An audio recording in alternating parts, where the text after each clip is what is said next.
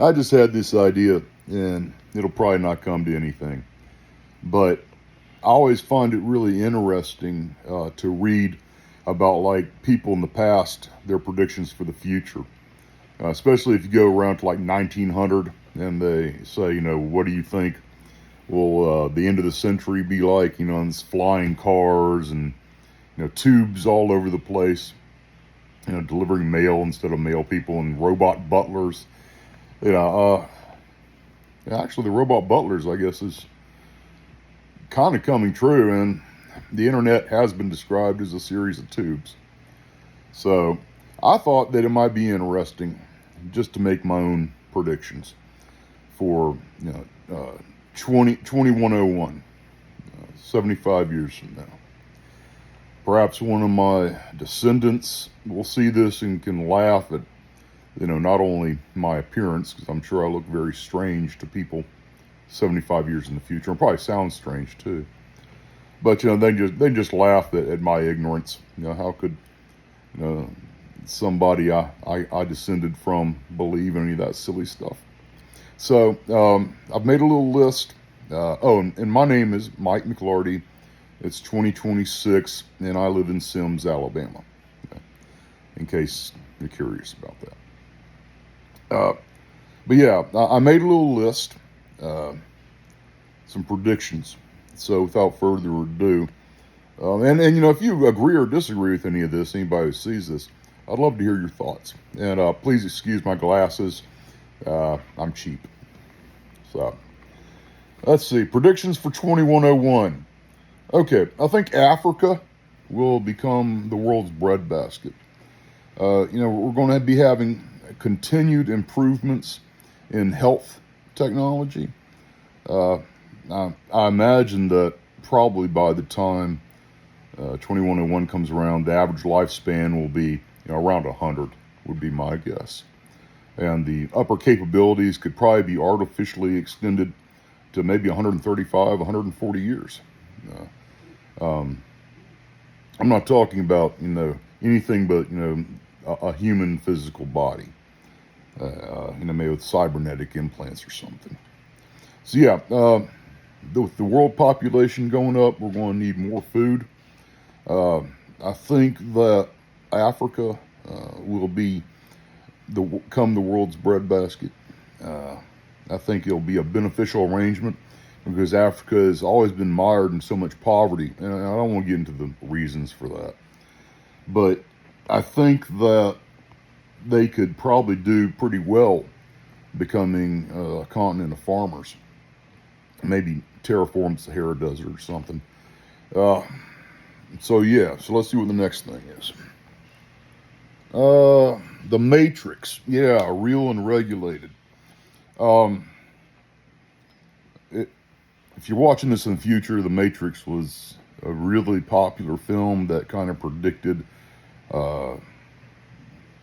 how the internet might look one day. There's the works of William Gibson, which kind of gave rise to that, especially Neuromancer, which I think is becoming a mini-series or a movie or something.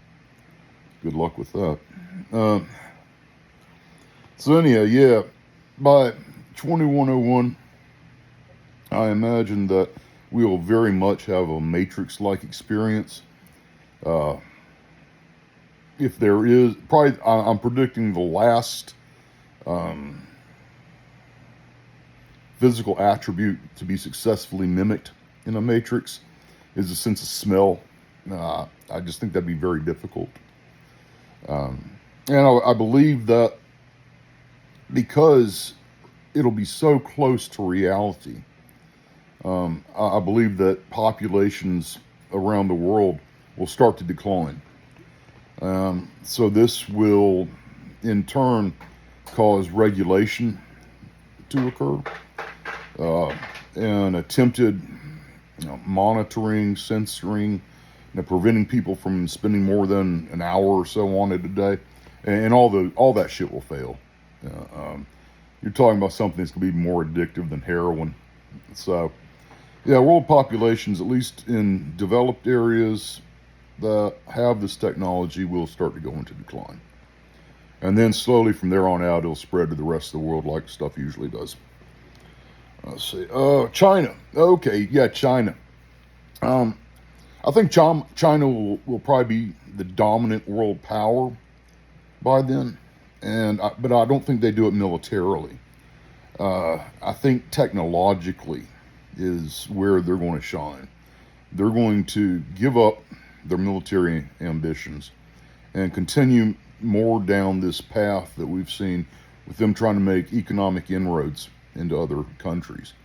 It'll be a form of, imperialism, bloodless imperialism.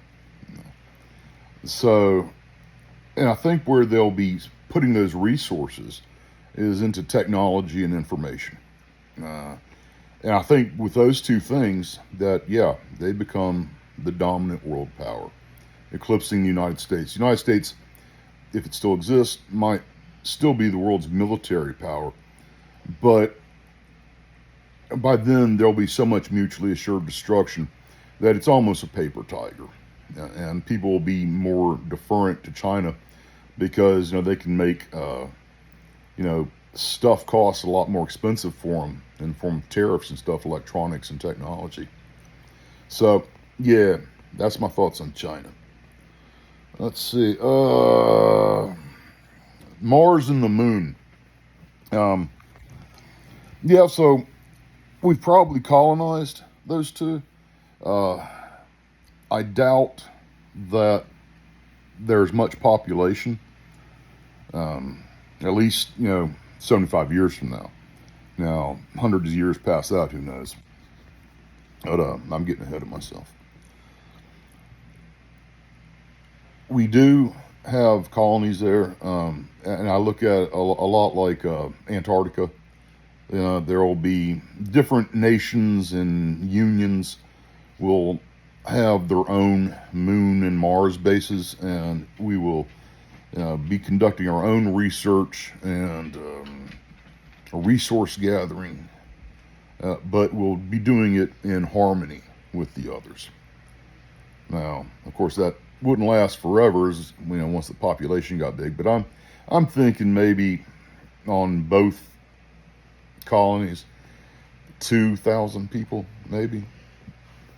Excuse me. So 4,000 extraterrestrial Earthlings. Excuse me. So, anyhow, let's see. Give me 1 second here. Oh yeah, Europa. I think that there will be, that we will find other life in the universe, or our solar system, I should say. And because 75 years from now, we're still stuck in our solar system. We're short of something that got close to the speed of light being invented for an engine. I just don't see it. But anyhow, I think we will find very simple life in the universe, and we'll be discovering that life is probably a lot more common. I'm not saying that aliens have visited our world. I'm not saying they haven't, but I'm very agnostic on it. I'm open to the possibility, but I don't see enough evidence. So anyhow, yeah, that's Europa. Oh, and another thing before I forget this, I love books. I think books will be a collector's item, unfortunately.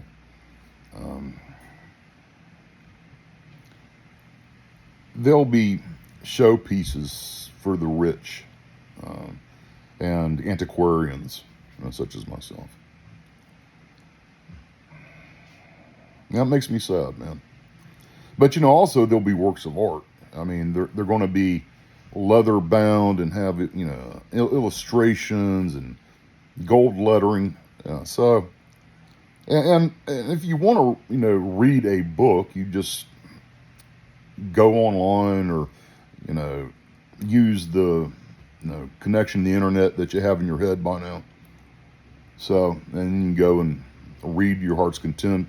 Probably even have them downloaded if not into your brain, then certainly, a device that's in your brain. So let's see. What else here? Yeah, okay, that's one of the last things, second to last thing, is we're not going to have personal computers anymore. We may still have, and I'm sure there'll be some form of them, computers in an industrial or work setting, but the average person is going to go glasses, and then the next thing will be actual brain implants that allow us to access the internet,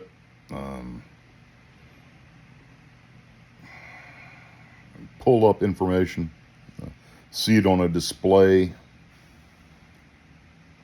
And the last thing I want to talk about was medical organs. I'm an organ donor. I strongly believe in organ donation.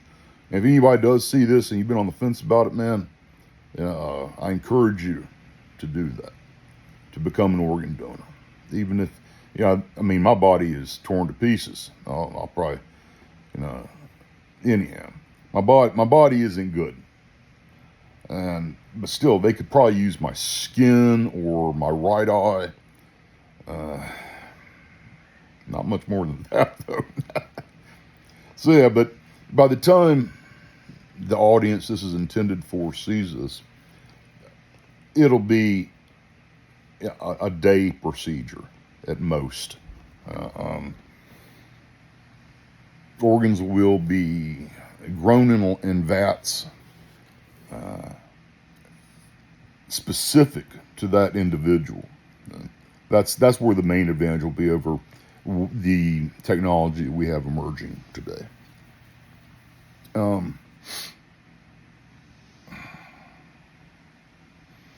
And I predict they'll be fairly low cost. You'll just basically they'll 3D print one of your organs. So, and then probably a robot installs it. And there are a couple of questions I wish I knew that perhaps these distant viewers might have the answers to. Again, laughing at my ignorance. I'm wondering if dark matter was ever positively identified. That's one of the big questions of my age. What makes up, half or most, or I can't remember, of the universe? And right now, the big theories are dark matter and string theory, and I don't know, it's just really fascinating to me.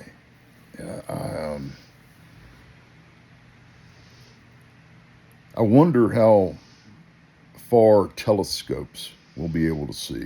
We'll have them on Mars and probably beyond that. Will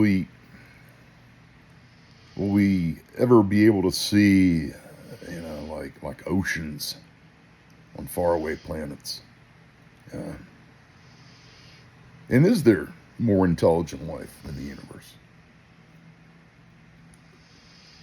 That's probably the main question on humanity's mind. Man, I hope so. Wouldn't that be neat? For various reasons, I doubt we'll ever find other intelligent life. One is just the sheer scale of the universe, how huge it is. I'm an average IQ guy. I can't begin to comprehend how big that is. But here's the thing. I don't think Einstein or, Hawking could either. They got a lot closer than me, which is a pretty low bar. But even they, say that they couldn't. The human mind just isn't capable of grasping it. I think time. I think time's an even bigger deterrent to us meeting intelligent life.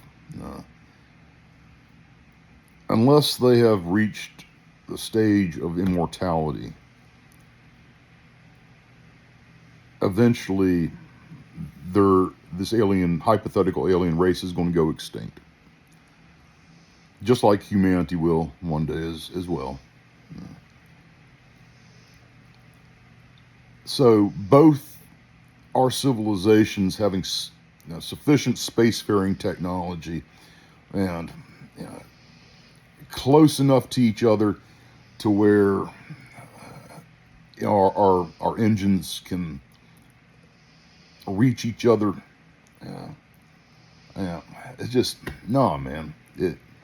I just don't see it happening, and that's disappointing.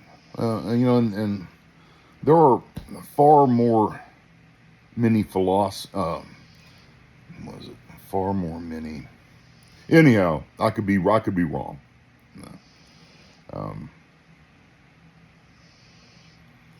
But yeah, man, I wonder about that. That would be so cool. But no. Oh, this one probably will be within my lifetime. But anyhow.